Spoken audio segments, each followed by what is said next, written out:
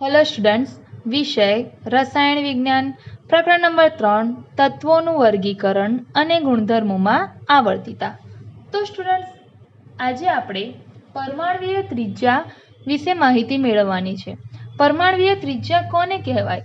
તો અહીંયા જુઓ સ્ટુડન્ટ્સ કે પરમાણુના કેન્દ્રથી ઇલેક્ટ્રોન મળી આવવાની સંભાવના સુધીના અંતરને પરમાણ્વીય ત્રિજ્યા કહેવામાં આવે છે। હવે અહીંયા જો સ્ટુડન્ટ કે મેં તમને કીધું હતું ચેપ્ટર 2 માં કે ધારો કે આ કોઈ પરમાણુનું કેન્દ્ર છે, આ કેન્દ્રની આસપાસ કક્ષાઓ છે અને આ કક્ષાઓમાં ઇલેક્ટ્રોન વર્તુળાકાર માર્ગે ગતિ કરે છે। આપણે એ વખતે જ સ્પષ્ટતા કરી હતી કે ઇલેક્ટ્રોન એ કક્ષામાં ફરતું નથી, પણ ઇલેક્ટ્રોન જે વર્તુળાકાર માર્ગે ગતિ કરે છે તે વર્તુળાકાર માર્ગને કક્ષા કહેવામાં આવે છે। ઓકે સ્ટુડન્ટ, હવે અહીંયા જુઓ, પરમાણુના કેન્દ્રથી આ જે ઇલેક્ટ્રોન વચ્ચેનું અંતર છે તેને આપણે ત્રિજ્યા આર કીધું હતું। તો પરમાણુના કેન્દ્ર અને ઇલેક્ટ્રોન વચ્ચેના અંતરને આપણે ત્રિજ્યા આર તરીકે ઓળખ્યું હતું અને તેને જ પરમાણ્વીય ત્રિજ્યા કહેવાય એવું તમે વિચારશો। પણ અહીંયા જુઓ, ઇલેક્ટ્રોન મળી આવવાની સંભાવના સુધીના અંતરને એવો શબ્દ વાપર્યો છે। ઓકે સ્ટુડન્ટ, જ્યાં ઇલેક્ટ્રોન ગતિ કરે છે એની વાત નથી કરી, શું કીધું છે? ઇલેક્ટ્રોન મળી આવવાની સંભાવના સુધીના અંતરને પરમાણ્વીય ત્રિજ્યા કહે છે। બીજી એક બાબત આપણે ચેપ્ટર 2 માં જોઈ હતી કે ઇલેક્ટ્રોન જે છે એ ઇલેક્ટ્રોન કણ પ્રકૃતિ અને તરંગ પ્રકૃતિ એમ બે પ્રકારની પ્રકૃતિ ધરાવે છે। એનો અર્થ કે ઇલેક્ટ્રોન આ રીતે ગતિ કરતો હશે અને ઇલેક્ટ્રોન જો આ રીતે ગતિ કરતો હોય તો આપણને પરમાણુના કેન્દ્રથી ઇલેક્ટ્રોનનું વચ્ચેનું જે અંતર છે એ નિશ્ચિત અંતર મળી શકે નહીં, કારણ કે એ તરંગ પ્રકૃતિ ધરાવે છે અને આ રીતે જો ઇલેક્ટ્રોન ગતિ કરતું હોય તો ઇલેક્ટ્રોનની ગતિ કરવા માટેની કોઈ ચોક્કસ હદ રેખા આપણને અહીં મળશે નહીં। ઓકે સ્ટુડન્ટ, અને આ બધી તકલીફ થવાને કારણે પરમાણ્વીય ત્રિજ્યાને નવી રીતે માપન કરવાનું શરૂ કર્યું। હવે કેવી રીતે પરમાણ્વીય ત્રિજ્યાને માપવાનું શરૂ કર્યું? તો અહીંયા જુઓ સ્ટુડન્ટ કે આ રીતે ચોક્કસ હદ રેખા મળતી ન હતી, એટલા માટે તેમણે પરમાણ્વીય ત્રિજ્યાને બંધની અવસ્થામાં માપવાનું શરૂ કર્યું। બંધની અવસ્થામાં, બંધ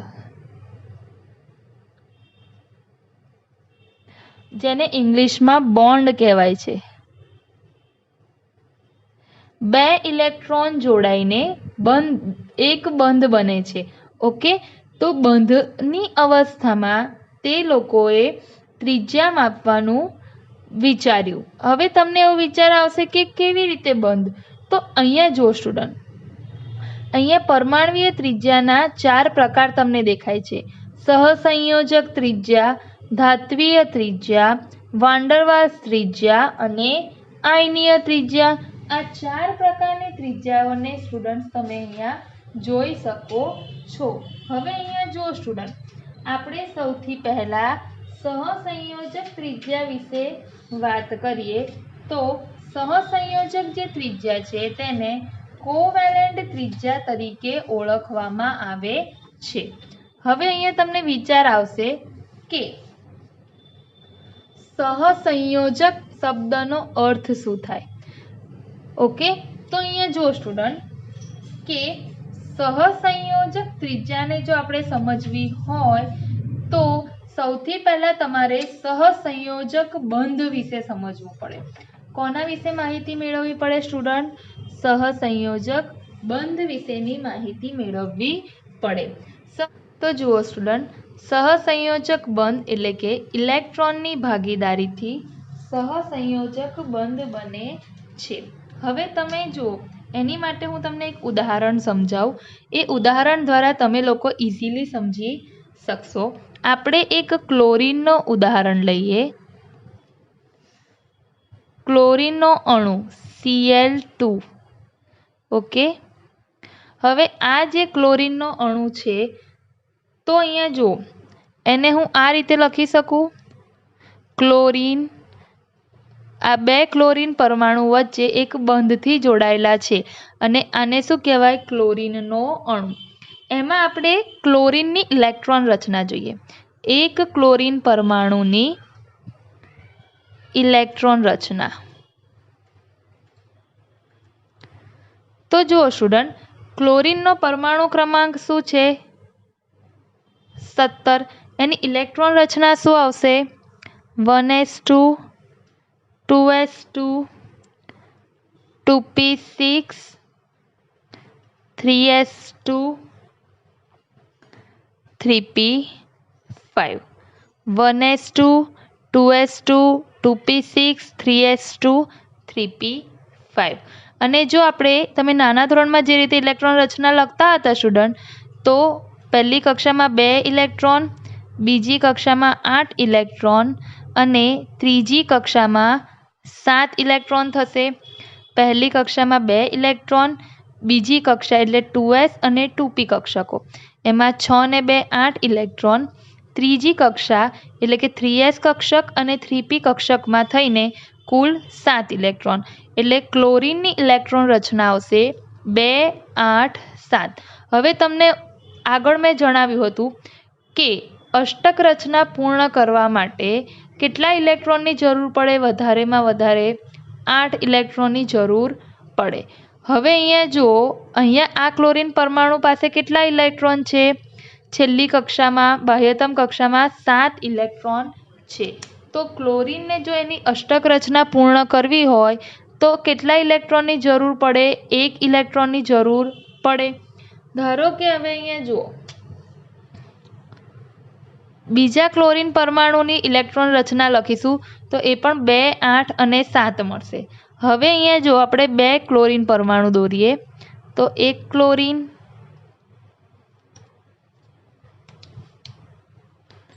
આ છે બીજો ક્લોરીન પરમાણુ.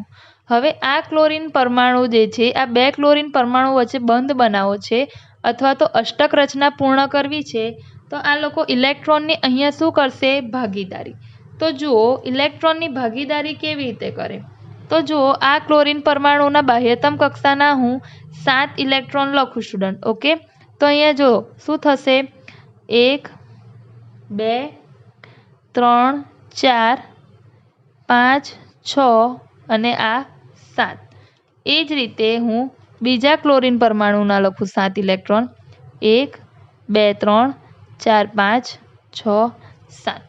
બંને ક્લોરીન પરમાણુ પાસે 7 ઇલેક્ટ્રોન છે. તો આ લોકો બંધ બનાવવા માટે શું કરશે, બંને પોતાના 1 ઇલેક્ટ્રોનની ભાગીદારી કરશે. ઓકે સ્ટુડન્ટ, તો જુઓ અહીંયા શું થાય છે, અહીંયા 2, 2, 4, 2, 6 અને જો આ ઇલેક્ટ્રોનની ભાગીદારી કરે અને આ ક્લોરીન આ ઇલેક્ટ્રોનની ભાગીદારી કરે તો 8 ઇલેક્ટ્રોન થઈ ગયા. તો અહીંયા આ ક્લોરીન પરમાણુના આ રીતે આ 8 ઇલેક્ટ્રોન થયા. ઓકે, અને બીજા ક્લોરીન પરમાણુ એના આ રીતે 8 ઇલેક્ટ્રોન થયા. ઓકે સ્ટુડન્ટ્સ, તો અહીંયા જો અહીંયા શું થાય છે કે ક્લોરીન જે છે એ ક્લોરીન 1 ઇલેક્ટ્રોનની અહીંયા શું કરે છે, બંને ક્લોરીન પરમાણુઓ ભાગીદારી કરે છે અને ક્લોરીન પરમાણુ જે 2 ઇલેક્ટ્રોનની ભાગીદારી કરે છે એ 2 ઇલેક્ટ્રોન જોડાઈને અહીંયા શું બનાવશે સ્ટુડન્ટ્સ, તો કે એ 2 ઇલેક્ટ્રોન જોડાઈને અહીંયા બંધ બનાવશે. શું બનાવશે, બંધ બનાવશે. આ 2 ઇલેક્ટ્રોન અહીંયા જોડાઈને શું બનાવશે, વચ્ચે 2 ક્લોરીન પરમાણુ વચ્ચેનો શું બનાવ્યો, બંધ બનાવ્યો. તો આ અહીંયા ઇલેક્ટ્રોનની ભાગીદારી દ્વારા 2 ક્લોરીન પરમાણુ વચ્ચે બંધ બને છે. ઓકે, અને તેથી આ બંધને સહસંયોજક બંધ તરીકે ઓળખવામાં આવે છે. ઓકે સ્ટુડન્ટ, તો આને કહેવાય સહસંયોજક બંધ. હવે આપણે અહીંયા સહસંયોજક ત્રિજ્યા વિશે માહિતી મેળવવાની છે. ઓકે, તો અહીંયા જુઓ, સહસંયોજક ત્રિજ્યા માટે જુઓ કે આ ધારો કે તમે ક્લોરીન પરમાણુનું જ ઉદાહરણ સમજી લો. ઓકે, તો અહીંયા જો સ્ટુડન્ટ શું થાય છે, સહસંયોજક ત્રિજ્યાની વ્યાખ્યા જોઈએ આપણે તો જ્યારે સહસંયોજક અણુઓમાં એકલ બંધથી જોડાયેલા સહસંયોજક અણુઓ, બે ક્લોરીન પરમાણુની વાત કરી હતી, અણુઓમાં એકલ બંધથી એટલે કે એ બે પરમાણુઓ વચ્ચે આ કેટલો બંધ છે, એક બંધથી જોડાયેલા બે અધાત્વીય પરમાણુઓના કેન્દ્રો વચ્ચેના અંતરના સરેરાશ અડધા મૂલ્યને તે પરમાણુની સહસંયોજક ત્રિજ્યા કહે છે. હવે અહીંયા સ્ટુડન્ટ જો ક્લોરીન પણ અધાત્વીય પરમાણુઓ છે. ઓકે, અને એ બે ક્લોરીન જે પરમાણુઓ હતા એ બે ક્લોરીન પરમાણુઓ વચ્ચે ઇલેક્ટ્રોનની ભાગીદારી થઈ અને એ બે ઇલેક્ટ્રોનની ભાગીદારી દ્વારા આ ક્લોરીન પરમાણુઓ વચ્ચે શું બન્યો, સહસંયોજક બંધ બની ગયો. ઓકે, તો શું કહે છે કે સહસંયોજક અણુઓમાં એટલે આ બે ક્લોરીન પરમાણુઓને શું કીધા, સહસંયોજક અણુઓ. ઓકે, અને આ કેવા છે, અધાત્વીય પરમાણુઓ પણ છે.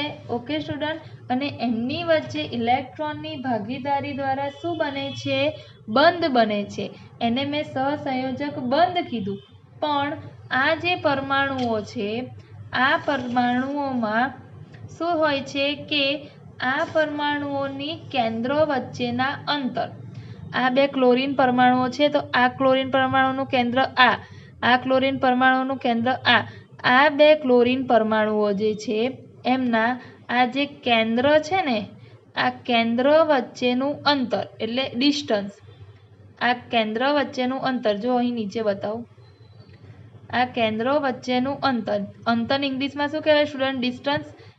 એ અંતરના સરેરાશ અડધા મૂલ્યને એટલે કેન્દ્રો વચ્ચેનું જે અંતર છે એના અડધા મૂલ્ય એટલે d/2 મૂલ્યને સહસંયોજક ત્રિજ્યા કહેવામાં આવે છે. તમે અહીંયા જોઈ શકો છો સ્ટુડન્ટ્સ કે આ ધારો કે બે સહસંયોજક અણુઓ અથવા તો પરમાણુઓ છે જે એકલ બંધથી જોડાયેલા છે. ઓકે સ્ટુડન્ટ, એમના એ અણુઓના એ પરમાણુઓના કેન્દ્રો છે, આ કેન્દ્રો વચ્ચેના આ અંતર d એના સરેરાશ અડધા મૂલ્યને એટલે d/2 ને તે પરમાણુની સહસંયોજક ત્રિજ્યા કહેવામાં આવે છે. તો જો સહસંયોજક ત્રિજ્યા બરાબર d/2. હવે જો ક્લોરીન અણુમાં મારે ક્લોરીન પરમાણુની પરમાણ્વીય ત્રિજ્યા શોધવી છે તો જો ક્લોરીન અણુમાં ક્લોરીન પરમાણુની પરમાણ્વીય ત્રિજ્યા એટલે તમને ખબર છે કે કેન્દ્રથી અહીંયા જે હદરેખા છે ત્યાં સુધીનું અંતર એને પરમાણ્વીય ત્રિજ્યા કહેવાય. તો આ જે અંતર છે આ આખું અંતર d તમને 198 મળે. તો મારે અહીંયાથી કેન્દ્રથી હદરેખા સુધીનું અંતર એટલે કેન્દ્રથી તમે જાણો છો તેને શું કહેવાય, ત્રિજ્યા કહેવાય. તો એ ત્રિજ્યા મેળવવી હોય તો આ અંતર ભાગ્યા 2, 198/2 99 પિકોમીટર. તો આને કહેવાય ક્લોરીન અણુમાં ક્લોરીન પરમાણુની પરમાણ્વીય ત્રિજ્યા. હવે વાન ડર વાલ્સ ત્રિજ્યા, તો વાન ડર વાલ્સ ત્રિજ્યા કેવી રીતે શબ્દ આવ્યો, તો એ આવ્યો છે વાન ડર વાલ્સ બળો ઉપરથી.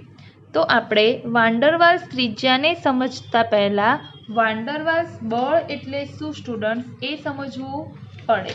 તો અહીંયા જો વાન ડર વાલ્સ એ શું સ્ટુડન્ટ શું છે, તો કે વાન ડર વાલ્સ એ બળ છે. ઓકે, અને આ જે વાન ડર વાલ્સ બળ છે એ તટસ્થ અણુઓમાં હોય છે. તો જો વાન ડર વાલ્સ બળો જે છે એ શામાં હોય છે, તટસ્થ અણુઓમાં. એની વ્યાખ્યા શું છે સ્ટુડન્ટ, તો કે અણુ વચ્ચે ઉદ્ભવતું એવું નિર્બળ આકર્ષણ બળ કે જે બીજા કોઈ પણ રાસાયણિક આકર્ષણ જેમ કે આયોનિક બંધ કે સહસંયોજક બંધ વડે સમજાવી શકાતું નથી. અને આવા નિર્બળ આકર્ષણ બળને વાન ડર વાલ્સ બળ કહેવામાં આવે છે. એટલે જે વાન ડર વાલ્સ બળ છે ને એમાં આ જે બે પરમાણુઓ હોય સ્ટુડન્ટ, આ બે પરમાણુઓ જે છે એમની વચ્ચે કોઈ પણ પ્રકારનો આ જે બંધ છે એ બંધ હોતો નથી. એમાં ના તો સહસંયોજક બંધ હોય છે પરમાણુઓ વચ્ચે કે ન તો આયોનિક બંધ હોય છે. ફક્ત શું હોય છે કે વાન ડર વાલ્સ બળ એ શું છે તો કે જે પરમાણુઓ હોય એ પરમાણુઓની વચ્ચે લાગતું સૌથી નિર્બળ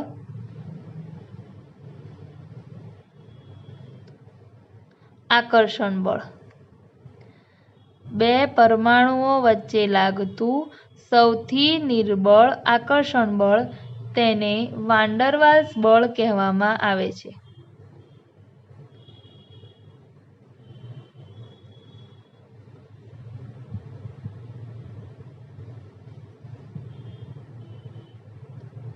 ઓકે સ્ટુડન્ટ્સ, વાન ડર વાલ્સ બળો વડે આ જે વાન ડર વાલ્સ બળ લાગે છે બે પરમાણુઓની વચ્ચે એના વડે બનેલી જે ત્રિજ્યા છે, ઓકે, એ ત્રિજ્યામાં જે પરમાણુઓ છે એમની વચ્ચે કોઈ પણ પ્રકારનો બંધ હોતો નથી. ઓકે, એટલે આ જે બે પરમાણુઓ છે એ બે પરમાણુઓ કોઈ બંધથી જોડાયેલા ના હોય એવા બે આ નજીકના પરમાણુઓ વચ્ચેનું અંતર અને એ અંતરના અડધા મૂલ્યને વાન ડર વાલ્સ ત્રિજ્યા કહેવામાં આવે છે. એટલે આ બે પરમાણુઓ એકબીજાથી નજીક એમની વચ્ચે વાન ડર વાલ્સ બળ લાગે અને એ સમયે આ બે પરમાણુઓ વચ્ચેનું જે અંતર છે એ અંતરના અડધા મૂલ્યને વાન ડર વાલ્સ ત્રિજ્યા તરીકે ઓળખવામાં આવે છે. એ તમે અહીંયા જોઈ શકો છો. જો આ એક પરમાણુ છે, આ બીજો પરમાણુ, આ બે જે પરમાણુઓ છે એમની વચ્ચે આ મેં તમને જે બતાવ્યું ને એ કોઈ બંધ નથી સ્ટુડન્ટ. આમની વચ્ચે આ બંધ નથી. આ ફક્ત તમને બે પરમાણુઓ છે એ બે પરમાણુઓના કેન્દ્રથી જે અંતર છે એ બતાવવા માટે બતાવ્યું છે. ઓકે સ્ટુડન્ટ, તો બે નજીકના જે પરમાણુઓ છે એમની વચ્ચેનું જે આ અંતર છે, આ અંતરના સરેરાશ અડધા મૂલ્ય એટલે કે d/2 મૂલ્યને વાન ડર વાલ્સ ત્રિજ્યા તરીકે ઓળખવામાં આવે છે. ઓકે સ્ટુડન્ટ, તો અહીંયા તમે જોઈ શકો છો, જો મેં તમને એક ઉદાહરણ આપીને પણ સમજાવી શકું કે અહીંયા જુઓ સ્ટુડન્ટ, આપણે ઉદાહરણમાં હાઇડ્રોજન અણુઓ લઈએ. ધારો કે બે હાઇડ્રોજન અણુઓ છે. આ બે હાઇડ્રોજન અણુઓ છે. આ બે હાઇડ્રોજન અણુઓની વચ્ચે કોઈ પણ પ્રકારનો બંધ નથી, પણ આ બંને હાઇડ્રોજન અણુઓ જે છે એમની વચ્ચે નિર્બળ આકર્ષણ બળ એટલે કે વાન ડર વાલ્સ બળ શું લાગે છે. તેથી બંને જે અણુઓ છે તેમની વચ્ચેનું અંતર, તો આ બંને હાઇડ્રોજન અણુઓ વચ્ચેનું અંતર આ શું થઈ ગયું? d થઈ ગયું. બંને અણુઓ વચ્ચેનું અંતર એના સરેરાશ આ અડધા મૂલ્યને વાન ડર વાલ્સ ત્રિજ્યા કહેવામાં આવે છે. ઓકે સ્ટુડન્ટ્સ, તો આ થયું વાન ડર વાલ્સ ત્રિજ્યાનું ઉદાહરણ. હવે જો તમે એવું વિચારશો કે વાન ડર વાલ્સ ત્રિજ્યા જે છે એ કોની માટે એપ્લિકેબલ હશે? તો ઉમદા વાયુઓ. ઉમદા વાયુઓ એટલે તમે સ્ટુડન્ટ જુઓ, ઉમદા વાયુઓ એટલે જેને શું કહેવાય? નિષ્ક્રિય વાયુઓ. ચલો, સમૂહ 18ના તત્વો કહેવાય ઉમદા વાયુઓ. કયા કયા? Helium, neon, argon, krypton, xenon, આ બધા ઉમદા વાયુઓ છે. હવે મેં તમને ત્યારે જ કીધું હતું કે આ બધા વાયુઓ જે છે એમની અષ્ટક રચના કેવી હોય છે સ્ટુડન્ટ? પૂર્ણ હોય છે. ઓકે, એટલે એમની અષ્ટક રચના પૂર્ણ હોય છે, એટલે સંપૂર્ણ રીતે ઇલેક્ટ્રોનથી ભરેલા હોય છે. એટલા માટે આ બધા તત્વોની સ્થિરતા કેવી હોય? વધારે હોય. અને સ્થિરતા વધારે હોય, અષ્ટક રચના પૂર્ણ હોય એટલે કે ઇલેક્ટ્રોન એ મેળવતા નથી કે ઇલેક્ટ્રોન ગુમાવતા નથી કે ઇલેક્ટ્રોનની ભાગીદારી પણ કરતા નથી.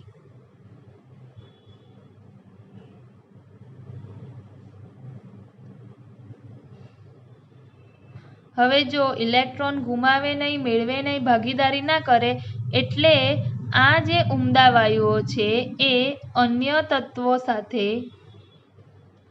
રાસાયણિક બંધથી જોડાશે નહીં,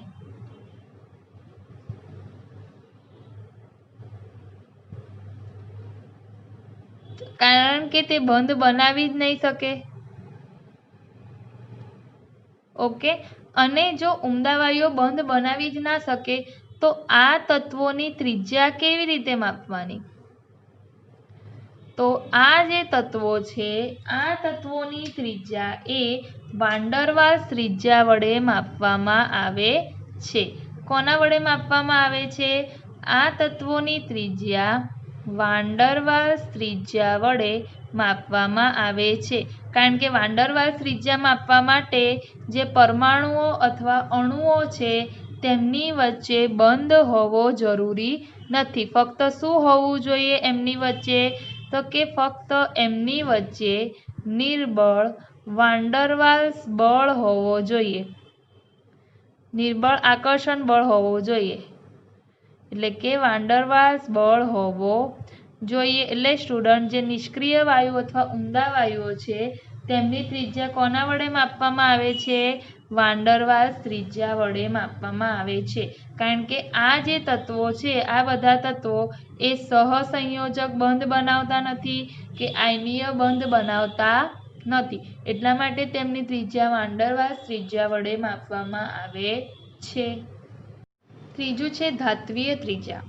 ધાત્વિય ત્રિજ્યા શબ્દ સાંભળીને તમને સ્ટુડન્ટ્સ એવું સમજ પડી ગઈ હશે કે ધાતુ તત્વોના જે પરમાણુઓ છે એ પરમાણુઓ વચ્ચે જે અંતર રહેલું છે તે આપણે માપવાનું છે અને તેને આપણે ધાત્વિય ત્રિજ્યા કહેવામાં આવશે. હવે અહીંયા જો કેવી રીતે સ્ટુડન્ટ, તમે બધા જ જાણો છો કે ધાતુ તત્વો એ ઘન સ્વરૂપમાં મળે છે. ઓકે, અને ઘન સ્વરૂપમાં પરમાણુઓ જે છે એ આ રીતે એકબીજાની ખૂબ જ નજીક ગોઠવાયેલા હોય છે. ઓકે, ધારો કે આપણે જો આને હું મોટામાં બતાવું તો આ બે પરમાણુઓ લઈએ, ધાતુ તત્વોના બે પરમાણુ. તમે બધા જ જાણો છો કે ધાતુ તત્વો જે છે એમની પાસે બાહ્યતમ કક્ષામાં ઇલેક્ટ્રોન હોય છે. ધારો કે જુઓ, આ પરમાણુનું કેન્દ્ર છે અને આ શું છે સ્ટુડન્ટ્સ? ઇલેક્ટ્રોન છે. આ બંને ધાતુ તત્વોના પરમાણુઓનું કેન્દ્ર છે. હવે આ ઇલેક્ટ્રોન મુક્ત અવસ્થામાં હોય તો આ ઇલેક્ટ્રોન આ રીતે ગતિ કરતું હશે. ઓકે, ધારો કે આ ઇલેક્ટ્રોન ગતિ કરીને અહીંયા આવ્યું, ત્યાર પછી આ ઇલેક્ટ્રોન ગતિ કરીને અહીંયા આવે છે. આ રીતે ઇલેક્ટ્રોન શું થયા કરે છે? ગતિ કરે છે. જુઓ અહીંયા, તો હવે સ્ટુડન્ટ્સ અહીંયા શું થશે કે આ જે બે પરમાણુઓ છે જ્યાં ઇલેક્ટ્રોન ગતિ કરે છે અને આ ઇલેક્ટ્રોન જે છે એ પરમાણુના કેન્દ્ર વડે શું થયેલું છે? આકર્ષાયેલું છે. પરમાણુના કેન્દ્ર વડે આ ઇલેક્ટ્રોન તો આ કેન્દ્ર વડે આકર્ષાયેલું છે, એની સાથે સાથે સ્ટુડન્ટ શું થાય છે કે આ બંને પરમાણુ એકબીજાની કેવા છે? ખૂબ જ નજીક છે. તો આ પરમાણુનું કેન્દ્ર તો એના પોતાના ઇલેક્ટ્રોનને આકર્ષે છે, પણ એની સાથે સાથે આ જે બીજું પરમાણુ છે એનું કેન્દ્ર પણ આ ઇલેક્ટ્રોનને શું કરે છે? આકર્ષે છે. બરાબર? તો આ બંને પરમાણુઓના કેન્દ્રો ઇલેક્ટ્રોનને આકર્ષે છે. એનો અર્થ કે બંને પરમાણુઓ ખૂબ જ નજીક છે, તેથી બંને પરમાણુના કેન્દ્ર વચ્ચેનું જે અંતર છે, એક પહેલા પરમાણુનું કેન્દ્ર અને બીજા પરમાણુનું કેન્દ્ર, આ બંને પરમાણુના કેન્દ્ર વચ્ચેનું જે અંતર છે ડી, ઓકે, એના અડધા મૂલ્યને એટલે D/2 મૂલ્યને ધાત્વિય ત્રિજ્યા કહે છે. શું કહે છે સ્ટુડન્ટ? ધાત્વિય ત્રિજ્યા કહેવામાં આવે છે. જુઓ, તમને અહીંયા બતાવું કે ધાત્વિય સ્ફટિકમાં પાસેના બે પરમાણુ કેન્દ્રો વચ્ચેના સરેરાશ અંતરના અડધા મૂલ્યને ધાતુ પરમાણુની ત્રિજ્યા કહે છે. આ બે પરમાણુઓ છે, ધારો કે કોઈ ધાતુ તત્વ છે એના બે પરમાણુઓ છે જે એકબીજાની ખૂબ જ નજીક ગોઠવાયેલા છે. આ બંને પરમાણુઓનું આ બે કેન્દ્ર છે તેમની વચ્ચેનું અંતર ડી અને તેના અડધા મૂલ્યને એટલે D/2 મૂલ્યને ધાતુ તત્વની પરમાણુની શું કહેવાય છે? ત્રિજ્યા કહેવાય છે. જેને આપણે ધાત્વીય ત્રિજ્યા તરીકે ઓળખીએ છીએ. ઘન કોપર બરાબર, ઘન સ્વરૂપમાં કોપર છે. એના બે સંલગ્ન કોપર પરમાણુઓ વચ્ચેનું અંતર 256 પિકોમીટર છે. એટલે કે આ બે પરમાણુઓ છે ને, આ બે પરમાણુઓ વચ્ચેનું અંતર કેટલું છે? 256 પિકોમીટર. હવે મારે કોપરની ત્રિજ્યા શોધવી છે, એક કોપર પરમાણુની ત્રિજ્યા. એટલે કે કેન્દ્રથી અહીંયા સુધીનું અંતર આટલું, આને ત્રિજ્યા કહેવાય. ઓકે, આ મારે શોધવું છે તો શું કરવું પડે સ્ટુડન્ટ? જુઓ, તમે ડાયરેક્ટ જ જોઈ શકો છો આ બે પરમાણુના કેન્દ્ર વચ્ચેનું અંતર. બંને પરમાણુઓ કોપરના જ છે એટલે બંને પરમાણુ વચ્ચેનું અંતર પણ કેવું હશે? સરખું. તો અહીંયા જો આ જે બે પરમાણુઓ વચ્ચેનું અંતર છે એ તમે જોશો કે બંને પરમાણુઓની પોતાની ત્રિજ્યા જેટલું જ છે. તો કુલ અંતરમાંથી ને હું 2 વડે ભાગું તો આપણને એક કોપર પરમાણુની ત્રિજ્યા અહીંયા મળી જાય. ઓકે, આ જેટલું છે એટલું જ આ પણ છે અને આ બંને જોડાઈને જ બે કેન્દ્ર વચ્ચેનું અંતર બને છે.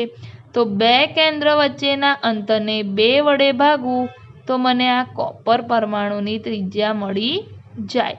તો 256 છે ધારો કે બે કેન્દ્રો વચ્ચેનું અંતર, તો એક કોપર પરમાણુની ત્રિજ્યા 256 ભાગ્યા 2, 128 પિકોમીટર થશે.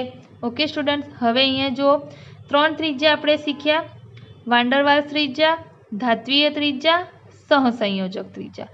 ઓકે, વાન ડર વાલ્સ ત્રિજ્યા જે છે સ્ટુડન્ટ, એમાં બે પરમાણુઓ વચ્ચે કોઈ પણ પ્રકારનો બંધ નથી. બે પરમાણુઓ વચ્ચે શું છે? નિર્બળ આકર્ષણ બળ, એટલે કે વાન ડર વાલ્સ બળ છે. ઓકે, અને એના કારણે બે પરમાણુઓના કેન્દ્ર વચ્ચેનું અંતરના અડધા મૂલ્યને શું કહેવાય? વાન ડર વાલ્સ ત્રિજ્યા. ધાત્વીય ત્રિજ્યામાં સ્ટુડન્ટ શું દેખાય છે? બે પરમાણુઓ એકબીજાથી ખૂબ જ નજીક જોડાયેલા છે અને એમના કેન્દ્રો વચ્ચેના અંતરના અડધા મૂલ્યને શું કહેવાય? ધાત્વીય ત્રિજ્યા. સહસંયોજક ત્રિજ્યામાં શું થાય છે? ઇલેક્ટ્રોનની ભાગીદારી કરે છે, તેથી સહસંયોજક બંધ બને છે અને એના કારણે શું રચાય છે? સહસંયોજક ત્રિજ્યા. ઓકે સ્ટુડન્ટ, અને એના અડધા મૂલ્યને શું કહેવાય? સહસંયોજક ત્રિજ્યા. આકૃતિ ઉપરથી તમે જોઈ શકો છો, જે બે પરમાણુઓ વચ્ચેનું અંતર વધારે દેખાય, તો જો આ બે પરમાણુ એકબીજાથી દૂર છે, એમની વચ્ચેનું અંતર વધારે એટલે એની ત્રિજ્યા પણ કેવી? વધારે. આ બે પરમાણુ એકબીજાથી નજીક છે, જોડાયેલા છે, એમની વચ્ચેની ત્રિજ્યા એનાથી કેવી આવે? ઓછી. અને સહસંયોજકમાં તો ભાગીદારી થાય છે, સહસંયોજક બંધ બને છે એટલે પરમાણુઓ એકબીજાની અંદર તમને દેખાય છે. તો અહીંયા તો ત્રિજ્યા ઉલટી ઓછી થઈ ગઈ, તો સહસંયોજક ત્રિજ્યા સૌથી ઓછી. તો તમને એવું પૂછવામાં આવે સ્ટુડન્ટ્સ કે કઈ ત્રિજ્યા વધારે, કઈ ત્રિજ્યાનું મૂલ્ય વધારે મળે? તો વાન ડર વાલ્સ ત્રિજ્યાનું, ત્યાર પછી ધાત્વીય ત્રિજ્યા તેના કરતાં ઓછી અને સહસંયોજક ત્રિજ્યાનું મૂલ્ય એના કરતાં કેવું મળે સ્ટુડન્ટ? ઓછું મળે છે. તો સ્ટુડન્ટ્સ, પરમાણ્વીય ત્રિજ્યામાં આપણે વાન ડર વાલ્સ ત્રિજ્યા, સહસંયોજક ત્રિજ્યા અને ધાત્વીય ત્રિજ્યા વિશે માહિતી મેળવી. હવે આપણે અહીંયા જોવાનું છે કે પરમાણ્વીય ત્રિજ્યામાં થતા ફેરફારો. પરમાણ્વીય ત્રિજ્યામાં થતા ફેરફારો આપણે બે રીતે જોવાય. એક તો આવર્તમાં થતો ત્રિજ્યામાં ફેરફાર અને બીજો સમૂહમાં થતો ત્રિજ્યામાં ફેરફાર. આવર્તમાં આપણે કોઈ પણ ગુણધર્મ કઈ રીતે જોઈએ છીએ? તો આવર્તમાં ડાબી બાજુથી જમણી બાજુ તરફ જતા શું ફેરફાર થાય છે એ જોઈએ છે. અને સમૂહમાં તમે શું જુઓ છો કે ઉપરથી નીચે તરફ જતા એ ગુણધર્મમાં શું ફેરફાર થાય છે એ આપણે જોઈએ છે. તો આપણે પરમાણ્વીય ત્રિજ્યાની વાત કરીએ તો સૌથી પહેલાં આવર્તમાં જોઈએ. તો જુઓ, આવર્તમાં ડાબી બાજુથી જમણી બાજુ તરફ જતા પરમાણ્વીય ત્રિજ્યામાં થતા ફેરફારો. તો જુઓ, ડાબી બાજુથી જમણી બાજુ તરફ જતા શું થાય છે એ તમારે જોવાનું છે. તો અહીંયા મેં એક ઉદાહરણ લીધું છે સ્ટુડન્ટ. મેં તમને ઉદાહરણ 2 લઈને સમજાવવાનો ટ્રાય કર્યો છે. જો ઉદાહરણમાં આવર્ત 2 લીધું છે. આવર્ત 2ના તત્વો કયા? Lithium, beryllium, boron, carbon, nitrogen, oxygen, fluorine, neon. હવે આવર્ત 2માં ડાબી બાજુથી જમણી બાજુ તરફ જતા પરમાણ્વીય ત્રિજ્યામાં શું ફેરફાર થાય છે એ આપણે સમજવાનું છે. ઓકે સ્ટુડન્ટ, તો જુઓ લિથિયમનો પરમાણુય ક્રમાંક 3, બેરેલિયમનો 4, બોરોનનો 5, કાર્બનનો 6, નાઇટ્રોજનનો 7, ઓક્સિજનનો 8, ફ્લોરિનનો 9, નિયોનનો 10. પરમાણુય ક્રમાંકમાં આવર્તમાં ડાબી બાજુથી જમણી બાજુ તરફ જતા ક્રમશઃ વધારો થઈ રહ્યો છે. એ તમે અહીંયા જોઈ શકો છો. 3, 4, 5, 6, 7, 8, 9 અને 10. ચલો, પરમાણુય ક્રમાંકમાં ક્રમશઃ વધારો થાય તો તમે જાણો છો કે તત્વનો જેટલો પરમાણુય ક્રમાંક હોય તેટલા જ તેમાં પ્રોટોન અને ઇલેક્ટ્રોન હોય. એટલે ડાબી બાજુથી જમણી બાજુ તરફ જતા જેમ પરમાણુય ક્રમાંક વધે તેની સાથે ક્રમશઃ પ્રોટોનની સંખ્યા અને ઇલેક્ટ્રોનની સંખ્યા પણ વધે છે. પ્રોટોનની સંખ્યા વધે એટલે આ જે તત્વો છે આ તત્વોના પરમાણુના કેન્દ્રમાં રહેલો કેન્દ્રીય ભાર એ પણ શું થાય છે સ્ટુડન્ટ? વધે છે. જો હું તમને સમજાવું કેવી રીતે, તો જુઓ તમે અહીંયા lithium, beryllium, boron, carbon, nitrogen, oxygen, fluorine, neon, okay, આ તત્વો લખ્યા મેં. હવે અહીંયા જુઓ આ તત્વોનો પરમાણુ ક્રમાંક આપણે Z લખીએ તો શું આવશે? 3, 4, 5, 6, 7, 8, 9, 10. હવે અહીંયા જુઓ જેટલા પરમાણુ ક્રમાંક હોય Z એટલા જ શું હોય? પ્રોટોન અને ઇલેક્ટ્રોન. જેટલા પરમાણુ ક્રમાંક Z હોય એટલા જ શું હોય? પ્રોટોન અને ઇલેક્ટ્રોન હોય સ્ટુડન્ટ. હવે અહીંયા એનો અર્થ શું થયો? 3 proton 3 electron, 4 proton 4 electron, 5 proton 5 electron, 6 proton 6 electron, આ રીતે કહેવાય. હવે અહીંયા જો સ્ટુડન્ટ શું થશે કે પરમાણુ ક્રમાંક વધે તેની સાથે પ્રોટોનની સંખ્યા વધશે અને પ્રોટોન એ ક્યાં હોય છે? તો કે પ્રોટોન જે હોય છે આ જે પરમાણુ છે એના કેન્દ્રમાં હોય છે. ઓકે, અને ઇલેક્ટ્રોન ક્યાં હોય છે? તો કે ઇલેક્ટ્રોન એ પરમાણુના કેન્દ્રની આસપાસ ગતિ કરતું હોય છે. હવે કેન્દ્રીય ધન વીજભાર. કેન્દ્રનો ધન વીજભાર કેવી રીતે નક્કી થાય? આ પરમાણુ છે, આ પરમાણુનું કેન્દ્ર, એનો ધન વીજભાર કેમ કહેવામાં આવે છે? એનો વીજભાર કેવી રીતે નક્કી થાય? તો જુઓ કેન્દ્ર જે છે એમાં બે વસ્તુઓ હોય, એક હોય પ્રોટોન અને એક હોય ન્યુટ્રોન. ઓકે, જો પ્રોટોન એ શું ધરાવે સ્ટુડન્ટ? ધન વીજભાર. ન્યુટ્રોન ઉપર તો કોઈ ચાર્જ હોતો જ નથી, કોઈ વીજભાર હોતો જ નથી, એટલે આ તો વીજભાર નથી.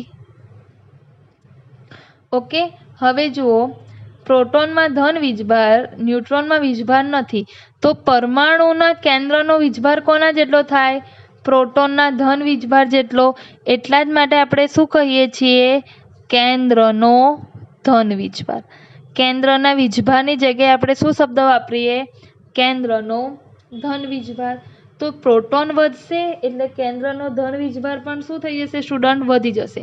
જો આકૃતિથી આપણે સમજીએ તો જો આનો કેન્દ્રનો ધન વીજભાર 3, ઓકે, આનો કેન્દ્રનો ધન વીજભાર 4, અહીંયા 5 પ્રોટોન એનો 5, અહીંયા 6 પ્રોટોન એનો 6, અહીંયા 7 પ્રોટોન આનો 7, અહીંયા 8 પ્રોટોન આનો 8, આનો 9 પ્રોટોન 9 વીજભાર, આનો 10 પ્રોટોન 10 કેન્દ્રનો વીજભાર.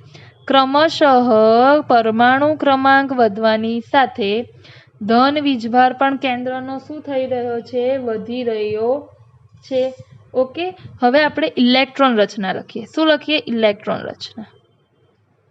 ચલો, ઇલેક્ટ્રોન રચનામાં શું આવશે? તો જો 1s2 2s1, 1s2 2s2, 1s2 2s2 2p1, 1s2 2s2 2p2, 1s2 2s2 2p3, 1s2 2s2 2p4, 1s2 2s2 2p5 અને 1s2 2s2 2p6 એટલે પરમાણુ કેન્દ્રની સાથે અહીંયા જો ઇલેક્ટ્રોન પણ વધી રહ્યા છે. આ મેં લખી ઇલેક્ટ્રોનની સંખ્યા. હવે અહીંયા જો સ્ટુડન્ટ શું થાય છે, બીજી એક બાબત કે લિથિયમથી આપણે નિયોન તરફ તમે જુઓ તો આ તત્વોની જે ઇલેક્ટ્રોન રચના છે એમાં તમને બે કક્ષા જોવા મળશે. કઈ કઈ બે કક્ષા? તો અહીંયા જુઓ, લિથિયમથી નિયોન તરફ જશો તો ઇલેક્ટ્રોન રચનામાં બે કક્ષા, પહેલી કક્ષા બીજી કક્ષા, પહેલી કક્ષા બીજી કક્ષા, પહેલી કક્ષા બીજી કક્ષા, અહીંયા પણ બે કક્ષા. આ રીતે લિથિયમથી નિયોન તરફ જશો ત્યાં કક્ષા બદલાતી નથી. કઈ કઈ કક્ષા છે? પહેલી કક્ષા અને બીજી કક્ષા. ક્યાં છે? લિથિયમથી નિયોન તરફ જાઓ છો ત્યાં. ઓકે, એટલે કક્ષા બદલાતી નથી. બધા જ તત્વોમાં કક્ષા કેવી રહે છે? સમાન રહે છે. ઓકે, અહીં તત્વોની ઇલેક્ટ્રોનીય જે રચના છે એ લખવાથી કક્ષા વચ્ચે કોઈ તફાવત મળતો નથી. પણ તફાવત ક્યાં મળે છે? તો કે કેન્દ્રના ધન વીજભારમાં. કક્ષાઓ તો બંનેમાં પહેલી કક્ષા બીજી કક્ષા જ છે. ભલે ઇલેક્ટ્રોનની સંખ્યામાં વધારો થાય છે પણ કક્ષા બદલાતી, કક્ષામાં વધારો થતો નથી. તફાવત ક્યાં છે? એટલે ઇલેક્ટ્રોન રચના કેવી? સમાન. કક્ષા સમાન. ઓકે, તફાવત ક્યાં આવે છે? કેન્દ્રનો ધન વીજભાર.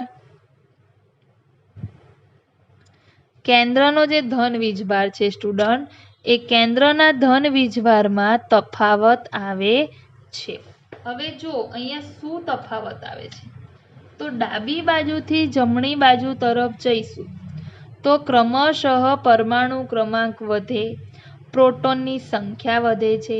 પ્રોટોનની સંખ્યા વધે એટલે પરમાણુના કેન્દ્રનો ધન વીજભાર પણ ક્રમશઃ વધે છે. તો લિથિયમ તત્વમાં રહેલા ઇલેક્ટ્રોન જે છે, આ લિથિયમ તત્વ છે એમાં 3 ઇલેક્ટ્રોન છે.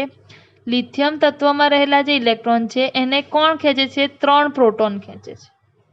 જ્યારે નાઇટ્રોજન તત્વ, જો અહીંયા જુઓ, લિથિયમ તત્વમાં રહેલા ઇલેક્ટ્રોનને 3 પ્રોટોન ખેંચે છે.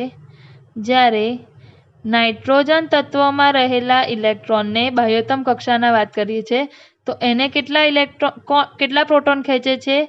7 પ્રોટોન ખેંચે છે. ઓકે, તો કેન્દ્રનો ધન વીજભાર કેવો છે? વધવાથી ઇલેક્ટ્રોન ઉપરનું આકર્ષણ પણ શું થાય છે? વધે છે. એના કરતાં વધારે નિયોનની વાત કરું તો બાહ્યતમ કક્ષાનો ઇલેક્ટ્રોન આ 10 પ્રોટોન, તો આ બે વચ્ચે બી આકર્ષણ લાગશે. ઓકે, તો જુઓ, કેન્દ્રનો ધન વીજભાર અહીંયા 3, અહીંયા 7 પ્રોટોન, અહીંયા 10 પ્રોટોન. કેન્દ્રનો ધન વીજભાર વધે એટલે કેન્દ્ર અને ઇલેક્ટ્રોન વચ્ચેનું આકર્ષણ વધે. આકર્ષણ વધે કેન્દ્ર અને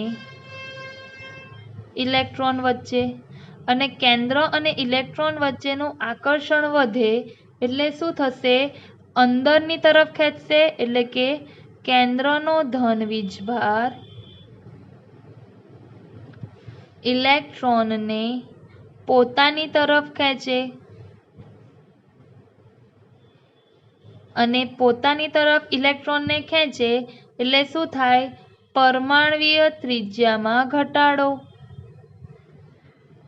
અંદરની તરફ ખેંચાય એટલે ત્રિજ્યામાં શું થઈ જાય? ઘટાડો. એટલે પરમાણ્વીય ત્રિજ્યા શું થઈ જાય? ઘટી જાય. ઓકે, કારણ કે પરમાણુ કેન્દ્રનો ધન વીજભાર ઇલેક્ટ્રોનને પોતાની તરફ ખેંચે એટલે અહીંયા શું થશે? પરમાણુનું સંકોચન. કક્ષાઓ શું થાય? સંકોચાય. અને કક્ષાઓ સંકોચાય એટલે ત્રિજ્યામાં શું થઈ જાય? ઘટાડો. તો એના ઉપરથી એમ કહી શકું કે ડાબીથી જમણી બાજુ તરફ જઈએ ત્યાં પરમાણુ ક્રમાંક વધે, પ્રોટોનની સંખ્યા વધે, કક્ષાઓ શું રહે છે? સમાન રહે છે. એટલે અહીંયા પણ તફાવત ક્યાં આવે? કે લિથિયમથી નિયોન તરફ તમે જાઓ છો ત્યાં કેન્દ્રીય ભાર વધે છે. કેન્દ્રીય ભાર વધે એટલે બાહ્યતમ કક્ષાના ઇલેક્ટ્રોન તરફનું આકર્ષણ શું થઈ જાય? વધી જાય. જેનો કેન્દ્રીય ભાર વધારે એ ઇલેક્ટ્રોન અને કેન્દ્રીય ભાર વચ્ચે આકર્ષણ કેવું વધારે, અને એની કારણે કક્ષાઓ શું થાય સંકોચાય. કક્ષાઓ સંકોચાય એટલે પરમાણુય ત્રિજ્યા શું થઈ જાય ઘટે. ઓકે, એટલે ડાબી બાજુથી જમણી બાજુ તરફ જઈએ તો ક્રમશઃ પરમાણુય ત્રિજ્યામાં ઘટાડો થાય છે. ઓકે, જો તમને અહીંયા પ્રાયોગિક રીતે આપેલું છે આવર્ત 2 ના તત્વો lithium, beryllium, boron, carbon, nitrogen, oxygen, fluorine. ડાબી બાજુથી જમણી બાજુ તરફ જાઓ તો અહીંયા તમને પરમાણુય ત્રિજ્યાના મૂલ્યો દેખાશે. 152, 111, 88, 77, 74, 66. ક્રમશઃ ડાબી બાજુથી જમણી બાજુ તરફ જાય તો આ જે પરમાણુય ત્રિજ્યા પિકોમીટરમાં પ્રાયોગિક રીતે માપેલી છે તેમાં ક્રમશઃ શું જોવા મળે છે સ્ટુડન્ટ? ઘટાડો થતો જોવા મળે છે. એ જ રીતે આવર્ત 3 ના તત્વોમાં બી તમે જોઈ શકો છો. Sodium, magnesium, aluminium, silicon, phosphorus, sulphur, chlorine. ડાબીથી જમણી તરફ તમે જાઓ છો તેમ તેમ પરમાણુય ત્રિજ્યા અહીંયા 186 છે, ક્લોરિનમાં 99, એટલે ક્રમશઃ પરમાણુય ત્રિજ્યામાં શું રહી રહ્યો છે સ્ટુડન્ટ? ઘટાડો થઈ રહ્યો છે. તો તમને પૂછવામાં આવે કે આવર્તમાં ડાબી બાજુથી જમણી બાજુ તરફ જતા પરમાણુય ત્રિજ્યામાં ક્રમશઃ શું થાય? ઘટાડો થાય. એ તમે અહીંયા આલેખથી પણ સમજી શકો છો. જો આ પરમાણુય ત્રિજ્યા પિકોમીટરમાં આ પરમાણુ ક્રમાંક. ઓકે, હવે આ પરમાણુ ક્રમાંક 2, 4, 6, 8, 10 આપી દીધા છે. એટલે આ 2, 4, 6, 8, 10 પરમાણુ ક્રમાંક આપે એટલે તમે સમજી શકશો કે આ જે આલેખ છે એ કોની માટે છે? તો આ જે આલેખ છે એ આવર્ત 2 ના તત્વોનું છે. Lithium, beryllium, boron, carbon, nitrogen, oxygen, fluorine. પરમાણુય ત્રિજ્યા કોની વધારે? લિથિયમની 152 છે. ઓકે, પછી બેરિલિયમ, પછી બોરોન, પછી કાર્બન, પછી નાઇટ્રોજન, પછી ઓક્સિજન અને ફ્લોરિન. એટલે આલેખમાં પણ તમે જોશો કે લિથિયમની સૌથી વધારે, અને ક્રમશઃ ડાબી બાજુથી જેમ જમણી બાજુ તરફ જઈએ તેમ તેમ પરમાણુય ત્રિજ્યામાં ક્રમશઃ ઘટાડો થતો જોવા મળે છે. ઓકે સ્ટુડન્ટ્સ, તો આ થયો આવર્તમાં ડાબી બાજુથી જમણી બાજુ તરફ જતા પરમાણુય ત્રિજ્યામાં થતો ફેરફાર. ઓકે સ્ટુડન્ટ, એ જ રીતે આપણે સમૂહમાં જોઈ લઈએ. ચલો, સમૂહમાં આપણે ક્યાં જોવાનું? ઉપરથી નીચે તરફ જતા તત્વોમાં. તો હવે એની માટે ઉદાહરણ લઉં સમૂહ 1 ના તત્વો. ઓકે, તો જુઓ સમૂહ 1 ના તત્વોમાં તમે જુઓ છો કયા કયા સમૂહ 1 ના તત્વો આવશે? તો કે દરેક સમૂહમાં ઉપરથી નીચે તરફ આપણે જઈશું ને એમ પરમાણુય ક્રમાંક આમાં પણ વધશે. Lithium, sodium, potassium, rubidium, caesium અને ફ્રાન્સિયમ. સમૂહમાં પણ ઉપરથી નીચે તરફ જતા પરમાણુય ક્રમાંક વધે છે. પણ આવર્તના તત્વોમાં ડાબીથી જમણી તરફ જતા પરમાણુય ક્રમાંક વધતો હતો પણ કક્ષાઓ બદલાતી નહોતી. જ્યારે સમૂહમાં ઉપરથી નીચે તરફ જતા પરમાણુય ક્રમાંક વધે છે તેની સાથે સાથે કક્ષામાં પણ શું થાય છે? વધારો થાય છે. અથવા તો મુખ્ય ક્વોન્ટમ આંકનું મૂલ્ય પણ શું થાય છે સ્ટુડન્ટ્સ? વધે છે. જુઓ, તમે ઇઝીલી જોઈ શકો છો કે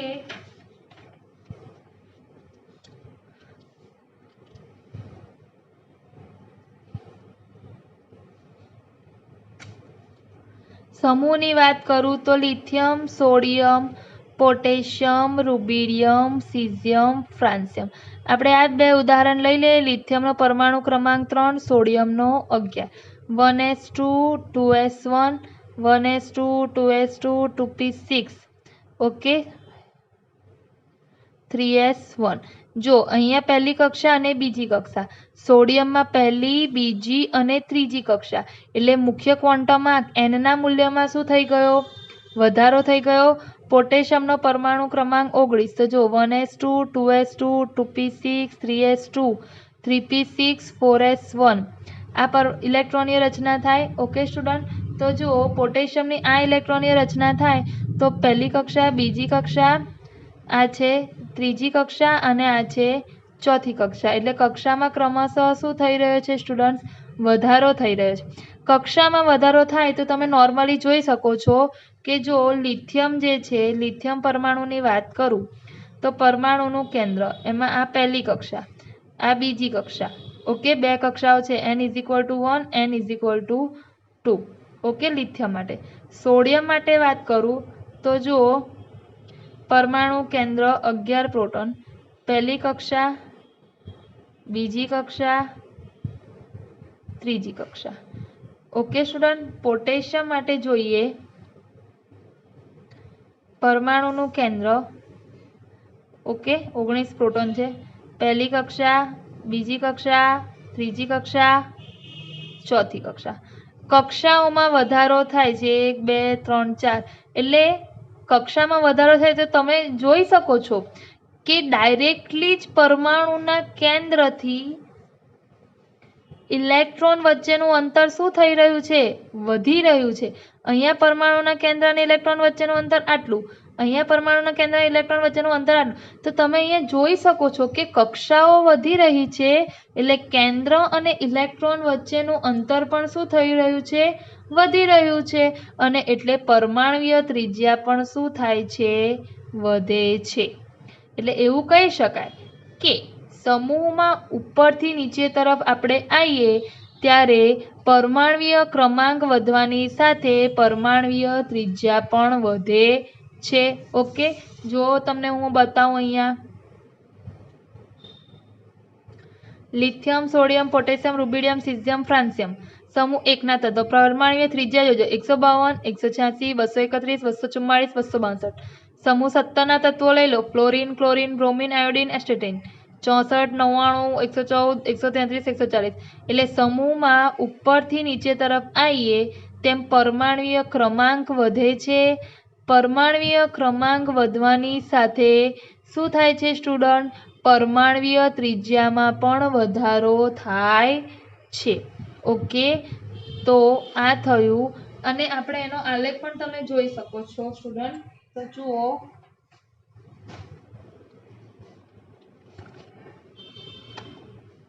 પરમાણુય ક્રમાંક વિરુદ્ધ પરમાણુય ત્રિજ્યા. Lithium, sodium, potassium, rubidium, caesium. લિથિયમનો પરમાણુય ત્રિજ્યા ઓછી, એનાથી વધારે કોની છે? સોડિયમની, એનાથી પોટેશિયમની વધારે, એનાથી રૂબિડિયમ, એનાથી સીઝિયમ. આ સમૂહ 17 ના તત્વો ફ્લોરિન, ક્લોરિન, બ્રોમિન, આયોડિન. જેમ જેમ ઉપરથી નીચે તરફ જઈએ તેમ તેમ પરમાણુય ત્રિજ્યામાં વધારો થાય છે. બીજી ખાસ બાબત એ છે સ્ટુડન્ટ કે પરમાણુય ત્રિજ્યા વધે છે એ તમે અહીંયા સમજ્યું. શાના કારણે? કે ભાઈ કક્ષામાં વધારો થાય છે એટલા માટે. બીજું એ બી થાય કે પરમાણુના કેન્દ્ર અને ઇલેક્ટ્રોન વચ્ચેનું આકર્ષણ પણ કેવું થઈ જાય છે? ઘટે છે. એટલે કે અહીંયા ઇલેક્ટ્રોન જે ફરવાનો જે વિસ્તાર છે એ એની જાતે શું થઈ જાય છે? વધી જાય છે. કારણ કે કેન્દ્ર જે છે એ ઇલેક્ટ્રોનને હવે પ્રબળ રીતે આકર્ષવાનું નથી, કારણ કે એમની વચ્ચેનું અંતર પણ ખૂબ જ વધી ગયું છે.